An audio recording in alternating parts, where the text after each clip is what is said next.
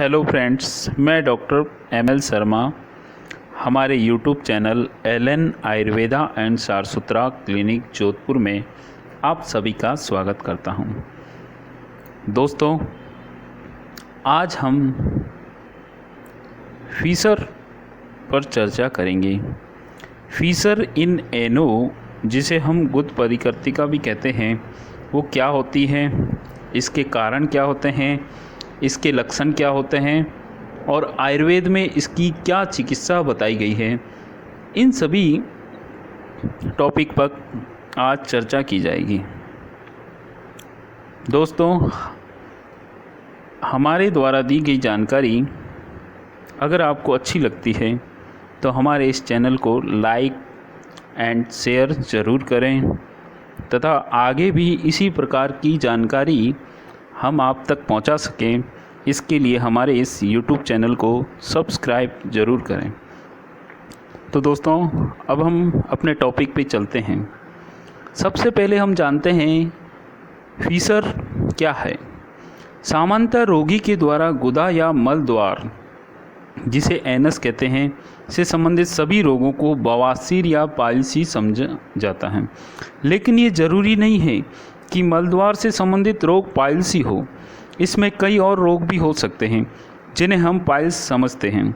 Fisher, जिसे आयुर्वेद में गुद चीर या गुद परिकृतिका भी कहते हैं, इस रोग में गुदा द्वार पर एक चीरे या क्रैक जैसी स्थिति बन जाती है। गुदा या मल द्वार पर कट लगने से, कैंची से काटने से पीड़ा होती है। ऐसे लगता है जैसे कोई सुई या पिन चुभा रहा है। Anal Fisher may be defined as a crack or vertical ulcer in the cutaneous lining of lower anal canal from verge to dentate line। अब फीसर होने के क्या कारण हो सकते हैं, उसको हम जानेंगे। फीसर होने का मूल कारण होता है मल का कठोर आना या कॉन्स्टिपेशन का होना। जिन लोगों में कब्ज की समस्या होती है, उनका मल कठोर हो जाता है। जब ये कठोर मल गुदा द्वार से निकलता है तो ये चीरा या जख्म बनाता हुआ निकलता है। इसके अलावा विभिन्न रोगियों पर किए गए अनुसंधान से ये पता चला है कि फीसर होने का प्रमुख कारण अत्यधिक समय तक दुपहिया वाहन चलाने या उसकी सवारी करना भी होता है। फीसर इन एनो के अन्य कारण इस प्रकार हैं। प्रोलॉन्ग यूज़ ऑफ परगेटिव, मतलब लंबे समय तक परगेटिव का उपयोग करना। Crohn's disease, spasm of anal sphincters, severe attack of diarrhoea और डिसेंट्री, प्रोक्टोकोलाइटिस। इसके बाद हम जानेंगे फीसर के क्या सिम्टम्स होते हैं। मतलब गुदागत रोगों में से जो बहुत सारे रोग होते हैं, उनमें फीसर क्या है या रोगी को फीसर है, इसकी जानकारी रोगी को कैसे पता चलेगी, इसके बारे में फीसर के लक्षण जानते हैं। फीसर से पीड़ित रोगी को टॉयलेट जाते समय गुदा द्वार एनस में बहुत अधिक असहनीय दर्द होता है। यह दर्द ऐसा होता है जैसे किसी ने काट दिया हो और यह दर्द काफ़ी देर तक, लगभग 2 से 4 घंटों तक बना रहता है। कभी कभी तो यह पूरे दिन ही रोगी दर्द से परेशान रहता है। इस रोग के बढ़ जाने पर रोगी को बैठना भी मुश्किल हो जाता है।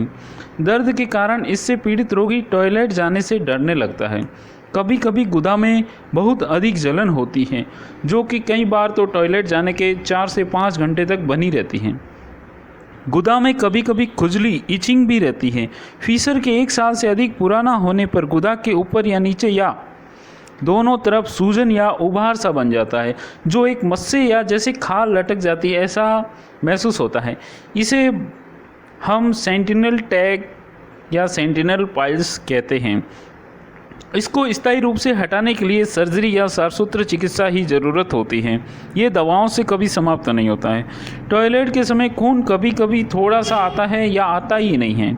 यह खून सख्त मल पर लकीर की तरह या कभी कभी बूंद के रूप में हो सकता है। अन्य लक्षण pricking, sharp cutting, burning pain during and after defecation, bleeding occasionally, swelling, discharge and प्लूराइटिस। यही फीसर उचित चिकित्सा के अभाव में आगे चलकर ब्लाइंड इंटरनल फिस्टुला इन एनो बन जाता है। किसे फीसर होता है? फीसर होने की अधिक संभावना किसे होती है, ये जानते हैं।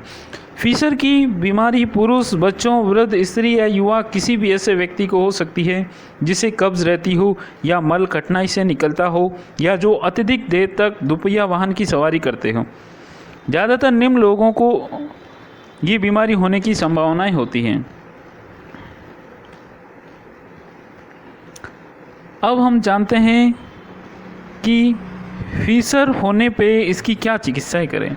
एक्यूट फीसर या जो फीसर 1 या 2 साल से पुराना नहीं है, उसमें हम आयुर्वेदिक दवाइयों से ठीक कर सकते हैं। अगर फीसर पुराना हो जाता है, क्रोनिक हो जाता है और उसमें से पस डिस्चार्ज होने लगता है, तो उसमें बेस्ट चिकित्सा क्षारसूत्र चिकित्सा ही होती है।